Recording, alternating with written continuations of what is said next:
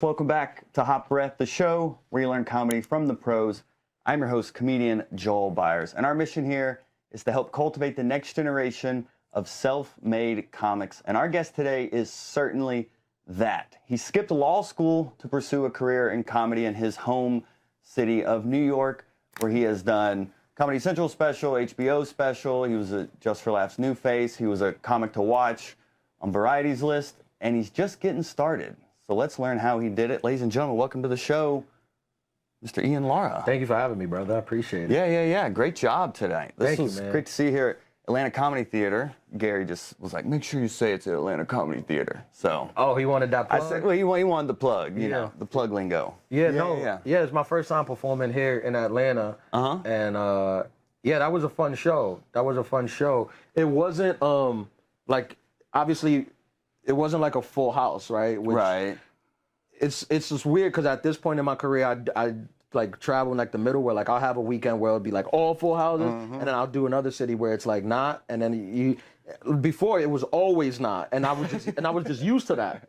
But then you get a little spoiled from like having full houses that you just want them all to be like that. But with that crowd, when I was like, and even yesterday's crowd show, which was also like, I'm like, this feels good though. I feel like I could work here, like as opposed to like a full house. I feel like you gotta like just bring it. And here I feel like I could work. Like I'm adding extra words, just trying to playing around, see how that thing. So I was like really enjoying performing for them. It's really funny I've interviewed several comics who have like popped on social media, and they all share that same experience of like, man, this date sold out. I was the king of the town. Next date, 12 people, half of them didn't even know who I was. Like, it seems like... Are they having that? Yeah. Because I was under the impression that they were just selling out everywhere. No, like, all the comics I've talked to that have, like, popped on socials, it is some cities, it's, like, sold out mania, and then others, it's, like, they're never even on social media. So it's interesting as, like, me being a comedian and I'm trying to figure out social media, it's like, oh, so even at that level, you guys are still, like, dang, I cracked that code, but then where's the translation to tickets type vibe? Yeah. I think for me, like those guys, which I envy in a way because they figured out how to like do it basically on their own and like pop on their own and do their own thing, which is really cool. But I think that for me, like the mainstream stuff still matters because even in a city that doesn't have any idea who I am, the credits, they know the credits, and that carries weight. Where if a club has like any club that has like a following, a decent following, like if they promote my credits, people will be like, okay, well, let's check him out, and then so I'm able to like, most places are not like 12 people, like, because that's the difference between like social media, right? Because if you pop on TikTok, but you don't have a big following in that city, what are you going to say? TikToker, they're going to be like, all right, well, we don't know who he is. Right. But if that TikToker also had 2 Tonight Show sets, or whatever, or they'll be like, all right, well, this guy's Comedy Central, Tonight Show, let's just go see him and take the chance. Oh, okay. I see. And what was interesting and what made me really resonate with your journey is I've been following you for a minute, and I mean, every time I open my app, you have a new clip up. So I definitely want to get into just your social media game.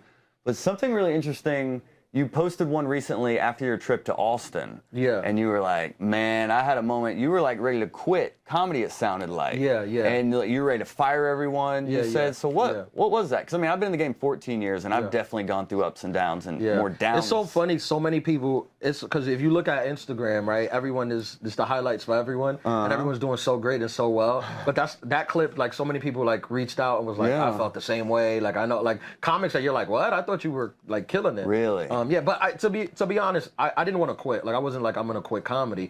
I was just going through, you go on Instagram, you start scrolling, you see that, your friends or colleagues sold out how many nights at what theater or arena, and then you're just like heading into a place where I was going to Austin and my manager had texted me or called me about ticket sales of them being light, and that's part of the game, and I was just frustrated where I was like, I don't know what else to do. I was like, I promoted it, I got the credits. You saw my show. Like I prepared. Like I have a show for people to watch.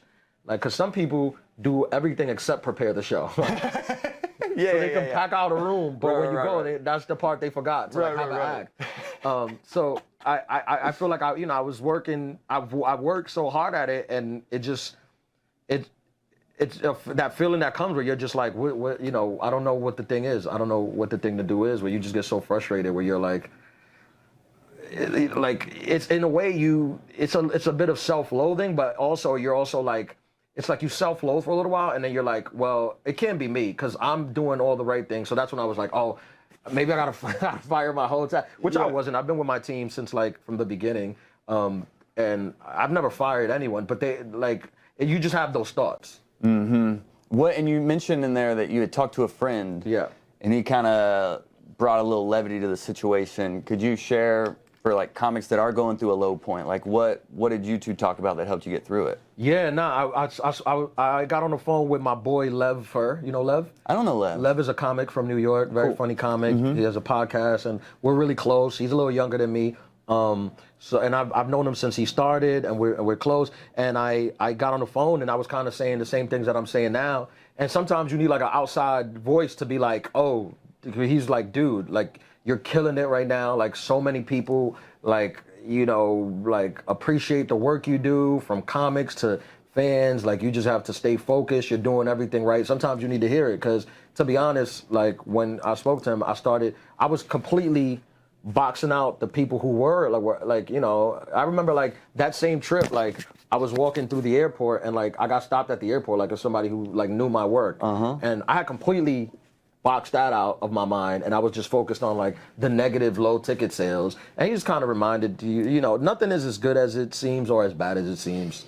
Yeah, I found it helps me to focus on what I can control, and just remember it's all part of the process, and everyone goes through these highs and lows. Yeah. But to hear someone at your level share that, I haven't really heard people, like behind the scenes and stuff when I've talked to comics, like we'll chop it up like that, but I haven't heard someone speak publicly out of like, man, on the surface, I'm killing it, and then I'm here like, what am I doing with my career, you know? So yeah, no, I mean, that's the helpful thing in this. Yeah, you'll have that, especially on the ride up, or the ride, you know, where you go from 1 week. Like I had a run last year when I first went out on this new tour, where I was like doing weekends every weekend, and we would hit like a bonus on every weekend. Like we'll have like at least one sold out show, and then you run into a wall where for whatever reason that doesn't happen for like, and you're like, oh man, and you don't know what to do. So it's all normal, like artist thing. I think in every art form, I think you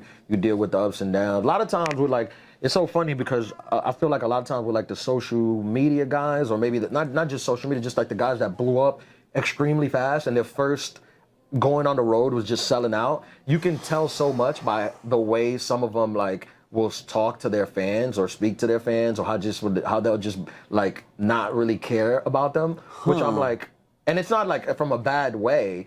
I'm like, oh, you never did a show for 15 people. Right. Your first going out was sold out 400 seats. Yeah. You sold out 3 shows. So you just think that's what it is. Like you just think that's what comedy is. But I haven't had that route. So like you saw after this show, I stood there and said thank you to every single person that came out. I do that every show. Thank you so much. Like to spend your night with me, I appreciate that so much. And you came up through New York, so what was that grind like? Yeah, I'm from New York, so to be honest, I go to other towns, other cities, and people think it's like so daunting, but it's kind of like a baby. Like you don't know, like if a baby's like just born, and I'm not comparing New York to prison, I'm just using it for an analogy, but like a baby born in prison, if you just grow up in prison, you don't know the outside, so you just think prison is life. Which New York is not prison, but I'm just saying in the context of comedy, I didn't know that there was other markets where people were doing other things. I thought you just did what I did, which was basically open mic for like a ton of years, every night, practically. I would take like a night or two off, but practically 10 open mics a week for like a while. Yeah, like I say 3 to 5 years. Of just nonstop, just living on stage, just reps. Yeah, I mean, but at that point, you're not even living on stage, because I say 10 open mics, but it's just 5 minutes. Right. Yeah, so you do 10, that's at 10 times 5, that's 50. That's not, that I just did 55 right. One. You know? So it's not like living on stage, but it's just like developing the comfort and developing and like learning the stage presence, like all that is just from repetition. How did you start to define who you are on stage? Because I read you had like tried to be like Chappelle for a little while and Chris Rock pacing for a little while, until you started to settle into yourself?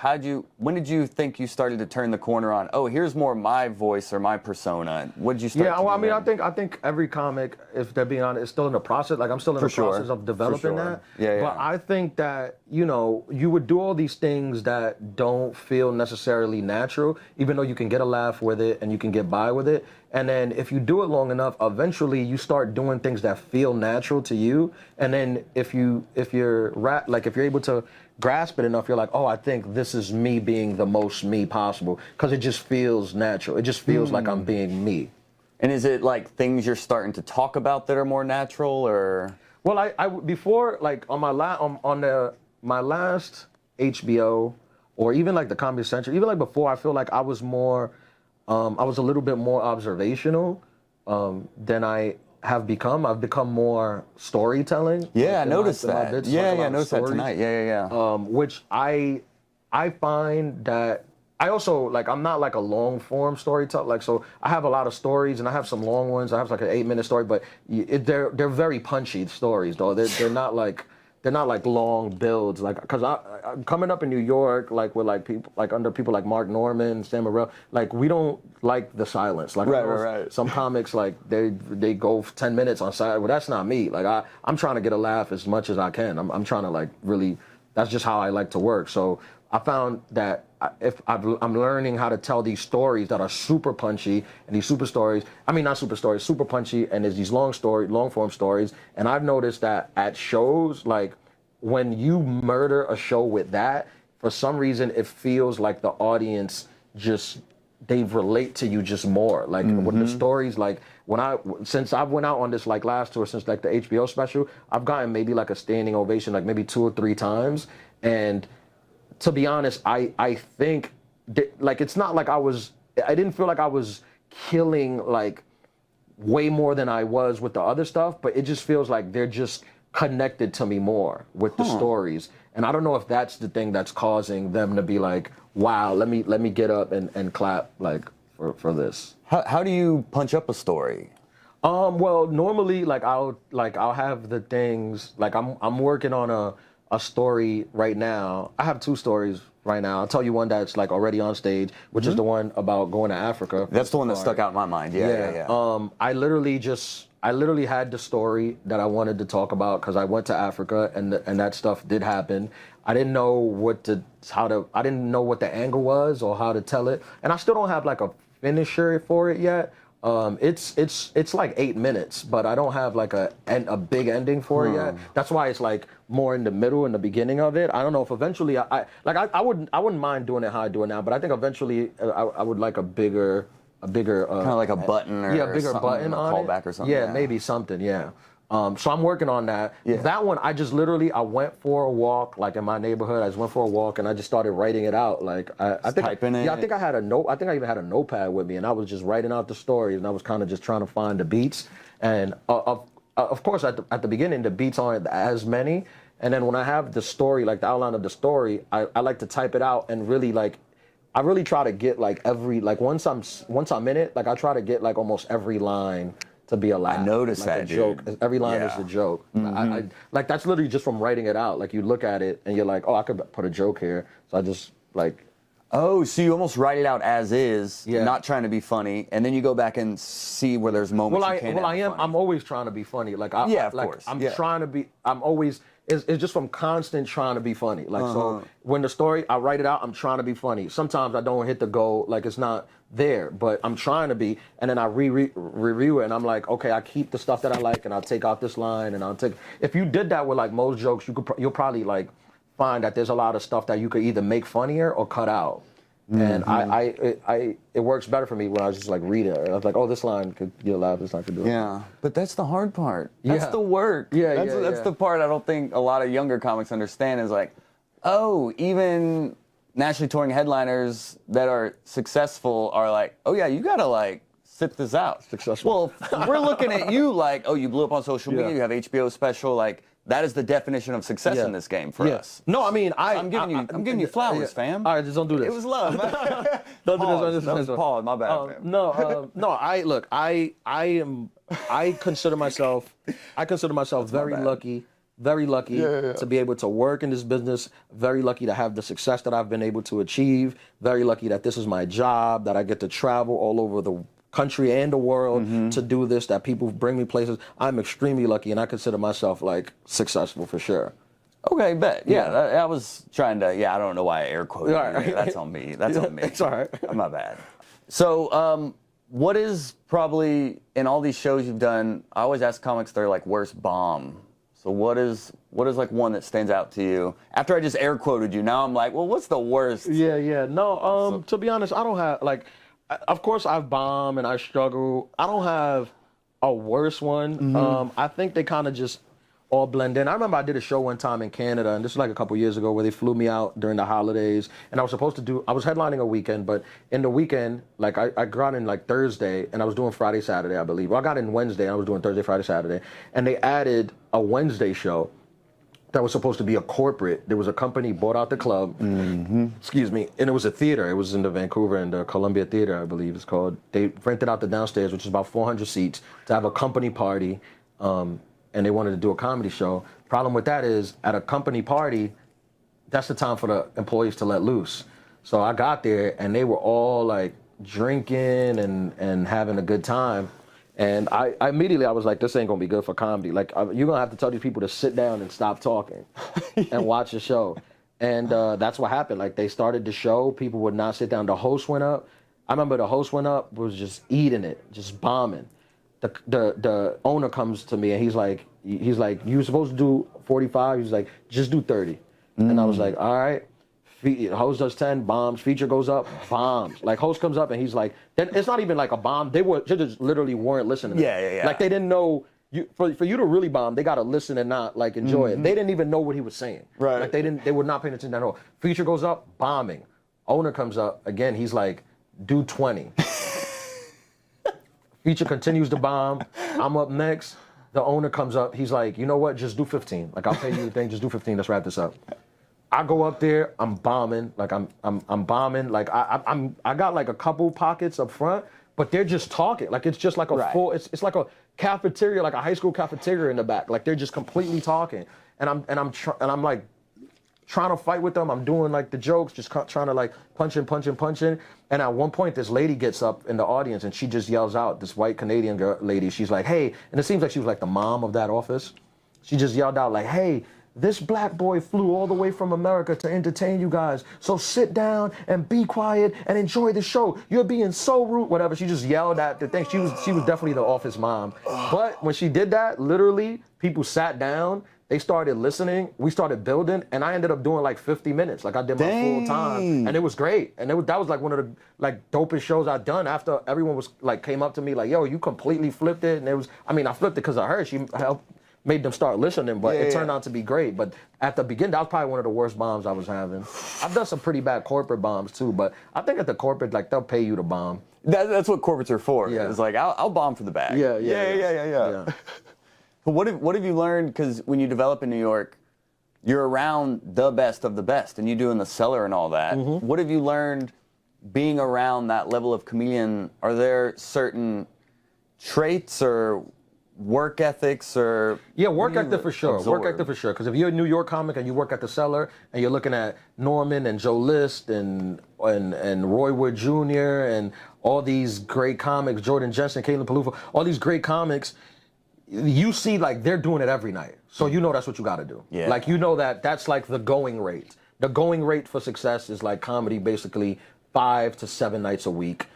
2 to 5 times a night. That is the going rate in New York. So you kind of learn that quickly, like, okay, this is what I have to do. So you kind of position yourself in that. All right, this is simple enough. I just try to aim for this. So that's one thing. And then also, you get to see different people kill in different ways that you learn that just find your way. Like, you know, the way Attell kills is not the same way as like Roy Wood Jr. kills, but they both kill. But you learn like to find your way, but then you also learn like that you gotta like, it's New York, you gotta really bring it. Like those long, silent things, they ain't cutting it in a New York club. The club is gonna come up to you and be like, you know, or they're not even gonna come up to you. You're just gonna see yourself out of the lineup for no reason. Ooh. Yeah, until until you're like, you establish yourself as like a person who can kill. But yeah, coming up, that's how it is. Like I always say, like you go to New York, that's the thing about, I think the difference with like a scene like Austin, which is like a new scene that's bustling now, and they got a bunch of great comics there. But like in Austin, the great comics are like the top comics. It's like they're great, and then like the younger comics, it's a new scene, so they're like developing these younger guys that they're gonna be great eventually. But obviously they're just younger comics. Right. As opposed to New York, like when you go to New York, like the top guys are not necessarily the ones that are killing the best at the clubs. Like when you see Chappelle or Rock at the club, they're not killing like a guy who has no name that you'll see at the Cellar. Right. Like you'll see a no name guy that you literally like, it'd be the no name that you walk off like, what, like, how do I not know about this person? Like those are the guys. Like I remember in like 2014, I just started comedy and I went on a date to the Comedy Cellar and it was a crazy lineup. It was, I know Will Sylvans hosted, Todd Barry, Hannibal Buress dropped in, and this is 2014 when Hannibal was like the king. Yeah. Hannibal Buress dropped in, Ali Wong, Andrew Schultz, David Tell, then Godfrey. That was the show. Amazing show. Everybody murdered. Obviously, I knew the big names. I knew Attell, I knew Godfrey, and I knew Hannibal, who they all murdered. But watching like Ali Wong and before anyone knew who she was, and Schultz, before anyone knew who they was, they were like the standouts where you were like, why don't I know these guys? Like, how are these guys not the biggest in the business? And eventually, a couple years go by and they become the biggest in the business. But it makes sense because when I saw them, I'm like, oh, these guys are like just next level murderers. You know? But now part of the game is social media. Half of it is like, yeah, get good on stage. It's also like, all right, how do you build a following to then sell tickets to? Yeah. So what have you learned? Because you've built a nice following. Yeah, I've built a nice following. How you been able to do that? I built What's a nice the sauce following here, man? Yeah. What's the sauce? I mean, I was for a long time. I did not want to do the clips. Like I did not want to be doing those guys. I did not want to do the crowd work clips. And I've been able to amass like a decent following. Just posting, because a lot of the stand-up that I have, like I post my Comedy Central special, my HBO special, the Tonight Show sets, I have 3 of those. I have Comedy Central sets, I have 2 of those. So I've been able to, I chop up like 2 hours into like 30 seconds to a minute clip. Gives you a ton of clips, so you could post one every day. I started doing that when my HBO special was gonna come out, and I grew from like 30K to like 100 in like 2 months. Dang. Yeah, and then it slowed down. Then it took me like another year to 8-9 months to grow another 100K, and I'm at like 200 now. But yeah, it's part of the game now, and I get it. I don't love it. Like I don't love it at all.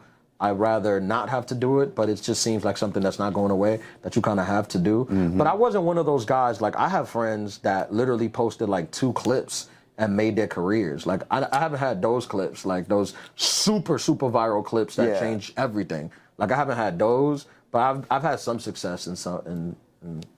Yeah, but I even noticed you didn't really even do any crowd work tonight. You did your set. Yeah, some I comics just go out there and they fish. Like they're like, I gotta get the clip. I gotta find the clip. They call it minding the crowd, man.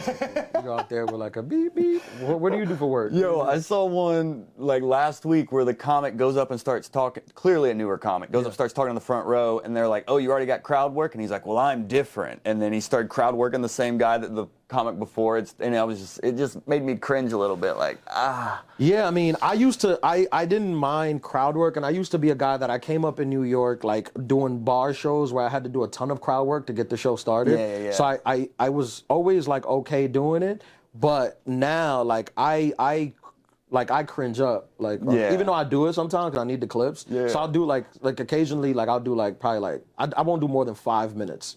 Like at the end of crowd work, and 5 is a lot. I'll usually do 2 to 3 minutes. If I get a clip, I get it. If I don't, I didn't get it. Now it's a necessary evil though. Like a lot of my friends are doing crowd work clips, and they're crowd work. They're gonna crowd work their way to Madison Square Garden. They're gonna like, what do you do for work their way to Madison? Shout out to them. Like I get Facts. it. Yeah, shout out to them. They killing it. But I mean I personally don't like it. I think that as comedians, there was like in a fraternity of comedians that understood that crowd work was like a thing that we all did, but we all knew that it was like cheating, kind of, right? Not. There's greats, like obviously you watch somebody like Big J. Okerson do crowd work, and that's not gonna be like the crowd work that you, because he can do crowd work after 10 comics do crowd work, and just where he'll take it it's just completely different. There's a couple comedians are like that. There's several who are like just genius level crowd work guys. But the everyday guys that I see now, like, I have a perspective on comedy. I think the hardest part about what we do is the fact that a comedian's job is to be funny with no context, right? It's just a mic and silence, and you have to be funny. You have to create the context and get laughs from a zero starting point. That's the difference between a guy who's funny in his friends group with context, when people are feeding him stuff and he's just kind of just hitting them, then no one's throwing you nothing. You got to create it yourself. That's what we do that makes us different than the other thing. And I think that when you go completely down the path of the crowd work, we're cheating because you're creating context, right? If you ask somebody, and I do it, so you know, I'm talking about myself. I do like crowd work. I do it because you have to. So I get why they do it. Yeah. But when I try, like if you saw a whole hour no crowd. Exactly. I don't want to. Yeah. I know, and I'm sure they don't want to too. A lot of my friends do crowd work clips, but if you go to the show, a lot of times they say that they don't do a lot of crowd work. They're just kind of doing it the same way I'm doing it, and they're killing it. Like I said, they're gonna, you know. But I just think that like we've come to like a place that we're tricking a lot of our audience members into thinking that we're these great comedians because we're riffing on like, what do you do for a living? Or you're dating, yeah, or whatever. And then it is funny. Like I'm not gonna say it's not funny. And like, it's a skill as well. It is a skill, and it is funny. Yeah. But from my perspective, I just don't think that's like what makes like, unless you're doing it at a level of like Jay Okerson or even like Matt Rife. Like Matt Rife, his clips, like he's really, really good. Oh, like, yeah. He listens very well. Yeah, he's really good. Like he's reached that level of like top level like crowd work. For sure. But then you know, like the rest of us, we're just like trying to like, you know, just to get a and even younger comics are starting with crowd work instead of learning how to write a joke as well. You know what's funny? I never had a crowd work video go viral. Like I've had like the most I've reached with crowd work was probably like maybe like 300, 400K. But the stuff that has hit for me is material. Great. So when people come out to my show, which I think that's important, when people come out to my show, I think they just want to hear material. Like I'm a material guy. Right. Like I'm not, like I don't sell myself as like I'm a shut up, like come to my show like you go see a Broadway play. Just be quiet and watch this show that I've performed for you, and I hope you like it. And if you don't, I'll try to make it better. But this is it. Yeah. Well, yeah, as we land this plane, I did want to get a question. I posted in our Facebook group just asking, because we have a Facebook group of comics around the world, and I was just saying, do you have any questions for Ian Lara? And there was a really good one that stood out to me from Jonathan Rios, who asked, what is the best way to make cultural jokes relating to your own culture and have people understand different cultures still and make it relatable? He said he struggled with this being Latino. Yeah, I mean, to be honest, and I think that might hurt me more than it helps me, but I didn't want to be the Latino guy. I am Latino, I'm Afro-Latino, both my parents, Dominican. I grew up in a completely Dominican household, but I'm first generation American, as are all of my friends and all the people I associate with. And in regular life, we struggle from being kind of stuck in this purgatory of like, your parents come from a different country, but you're American, like you're just American. So I kind of just wanted to be like, I just wanted to speak to those people, like not to say there's anything wrong with the Latino guys. There are Latino guys who I love, I enjoy, I'll go out to see them, but I didn't want that for me. So I tend to, like, if I have a joke about anything that has to do with being Latino, it has to be like something that literally anyone will get. Like I don't do inside baseball Latino stuff, which I think a lot of people do. And if that's the path he wants to do, that's great. There's a great path for that. There's people that love that and want to see that. But I think maybe a comic who's in that lane might be able to help him better to how to do that. Because I genuinely don't want to do that, and I don't do that. I want to speak to my people, but I want. If I'm speaking about my people, I want everyone to understand. I'm not doing it like so we understand each other. Like Dominicans know, when you talk to Dominicans, we know, all right. But I want white people in North Dakota to be able to know when I speak about Dominicans what I'm talking about. So I try to like, and what I do is I tour. So if I have a bit that works in New York that's full of Dominicans, I got to work in Utah also when no one has a clue about it. So that's the kind of thing how I look at it. I'm like, if no one knew anything about this culture, could they still get this bit? And if it passes that test, then I'll keep it. So what do you talk about that is so relatable across all the cultures? Well, the fact when you come from immigrant families, I think that just it's a privilege to be able to talk about nothing. Like that's a privilege, right? Like when you see like a white comic have a bit about eggs, and it'd be like it's like a great bit. Right. That's a privilege because when you're a minority in this business, like every sign from the industry tells you need to talk about that. You need to talk about, and not to say I have spoke about it, I do have bits about it, but that's not all it is. Like some of the stuff I'm telling stories about, the cat story about I went to a girl's house and her cat died, and that's a story about nothing. But I think that's a privilege. So I think people who are like me enjoy the fact that I get to do. They like to see that. They like to see like a Dominican, a black Dominican, like we're just regular, right? We're not like a monolith about like one thing. We're just regular. So I think the people that like me, they relate to that part of it. Oh, so maybe for Jonathan, it's like, don't try to think of how do I write Latino bits that are relatable to everyone. Just write about your life, and you just happen to be a Latino talking about these things. Right, yeah. Okay. Yeah. And you're not going to be relatable to everyone. I mean, that's the first, like, you could get rid of that. You try to be relatable to, like, the people you're relatable to. Yeah.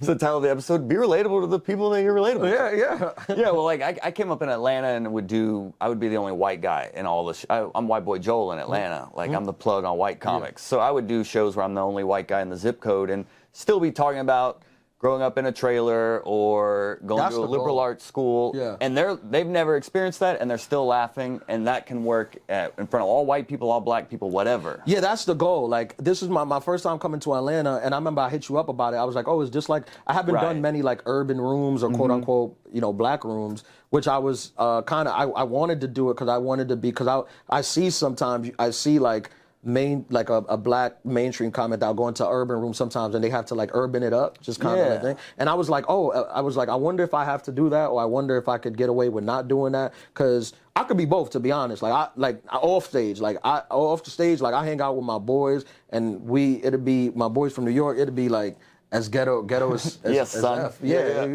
that's racist. But pause, guys. Nah, it'll be like we get around, it's like Cameron and Mace. It just be pause. This, But then I also, do the opposite. So I was like, I didn't want to. I was like, I just want to do my material the way I do my material. That's it. And so far in the two shows, I've enjoyed the fact that, like, I'm not changing. There's been no changes from this room to any other room. It's all authenticity. Yeah. I mean, especially in black audiences, just want it to be real. You can talk about whatever as long as it's real and you're not trying to fool them in some way. Right. And that's why I'm so grateful. Some contextually things though, like I mean, it's not just people try to be black audience. It's not. It's every it's Mexican audience and Dominican audience. Like every audience has specific things that they enjoy. Yeah, White audiences, certain things that if you talk about, and like if you get in front of a Jamaican audience and you start talking about Jamaicans, that's what they like. It's gonna work. Yeah. Sometimes I feel like black audience get thrown into like a thing of like they're the only ones that have this specific taste. And they do have a specific taste in comedy, but it's every audience. If it's one thing, I don't like my audience to be all one thing. I want my audience to be black, Latino, Asian, white. I want everything. So we can hit all things and we can laugh together. Like I don't want it to be one thing. I want it to be everything. But if you get in front of an audience, that's the problem. When you get in front of an audience that's all one thing, it becomes too specific. Like they want to hear that specific thing. And I was trying to give more context that there is a stereotype of like a black audience, you have to be bigger and louder. And I was trying to come from the perspective of you just have to be real and they can connect to it. So I wasn't trying to say hard. All black people think this way. I was coming as an ally here. I'm not saying you saying that. Right. No. I'm still recovering from the air quotes earlier. I just want to make sure. No. I wasn't saying you saying that. I agree that you do get, and it's also like, it's not the same. It's not like, I don't even know what people mean with like urban room. It's like, it's like there's a white educated audience that's a smart, highbrow educated audience, and then there's like a lower white what would you call it? Honky? Like, yeah, like a more, you know, cracker. Yeah, I'm saying like a more, I guess whatever the urban. Rural. Maybe rural or just a smart audience and just dumb audience. And a lot of it was just class, right? So it's like, I think the best audience, I was talking with my guy, Chris Allen, who's opening for me this weekend. I think the best audience, there's nothing better than like a educated black audience. Because you get the black laughs of like, they're loud, and then they know stuff. So you can talk about anything. A big part of comedy is the audience has to know stuff. Yeah. If they don't know the things, they're not going to get it, right?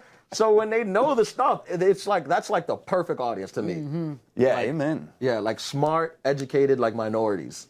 And then I like some hood people at my show too, because they'll give it up like crazy. So that's why I want it to be everything. I want everyone to be in there, because like when you on and you killing and you like in your act and every joke is hidden, you like bring it, like, it's gonna sound cheesy, but you bring in like a whole group together of different people from different things, and that just feels like dope, because then the lights come on and you see the difference. You see like there was this table with a bunch of like brothers that was like gold tooth and chains, and then this was like all these white girls, and this was all like some Mexican guy, and you're like, damn, like we all came together for that show. I love and that. enjoyed it. So I want it to be like everything like that. That's my goal too. Yeah, for sure. And I appreciate you doing this. No problem, man. Just pulling up on a humbug like this. No problem. So the last thing, do you have any closing advice for the next generation of comics out there? Yeah, man. Look, you got to do the social media thing. You got to do the podcast thing. That's just where the business is. I get it. I do it too. I hate it. Many people hate it. You got to do it. It's just what the game's become. But do not lose track of what you got into this for, which is like telling jokes, writing jokes, and telling jokes. Sometimes I talk to my friends, and they're like, my friends are like worried about like starting like a great podcast, and they're on the podcast circuit. They want to be big, and I'm like, that's great. Like, people are killing it during podcasts. More power to them. But I did not decide to do comedy to become a great podcaster. Right. Respectfully, the great podcasters are amazing. They're killing it, and they're making they're employing people, and they're able to like make a living. But that's not when I start. I wanted to tell jokes on stage, and I know the podcasting thing supplements the jokes on stage, but just always allow the jokes on stage to be the number one thing. Like, do all the things. You have to do the podcast. You have to do all the things, but don't let it get in the way. Sometimes these things become so lucrative that they supersede the jokes on stage, right? These guys are making so much money on the pods, and they're doing all these other things that they supersede. Don't allow it to supersede. Just always do the jokes on stage. Like, make that your priority. And then when everything else hits, you're golden. Boom. Well, Ian Lara, where do you want people to follow you? And I'm at Ian Lara Live on Instagram, Ian Lara Live on TikTok, IanLaraLive.com for road dates. Check me out. I'm on the tour for the rest of the year. Want to film another special at the end of the year, so. Awesome. Yeah. Well, there you go, Hot Breath the Verse. Go follow Ian, support everything he has going on. And if you're watching this on YouTube, please don't forget to subscribe, share with your fellow comedians, and join our Patreon so we can keep doing this show.